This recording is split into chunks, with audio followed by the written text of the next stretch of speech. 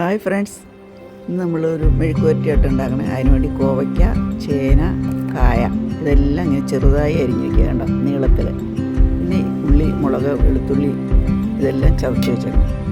ആദ്യം ചേന ഇടുക, പിന്നെ കായ ഇടുക, പിന്നെ വെള്ളം ഒഴിച്ച് അതൊന്ന് വെന്ത് കഴിയുമ്പോൾ ഈ പച്ചമുളകും ഉപ്പും ചേർക്കണം കേട്ടോ. ഒന്ന് വെന്ത് പകുതി വേവാകുമ്പോൾ അതിനകത്ത് ഈ കോവയ്ക്ക അരിഞ്ഞ് ചേർക്കുക. കാരണം മറ്റത് വേവാനൊരു താമസം പോകുന്നു. ഇച്ചിരി മഞ്ഞപ്പൊടിയും ചേർത്ത് പച്ചമുളക് നമ്മൾ ചേർത്തിട്ടുണ്ട് കേട്ടോ.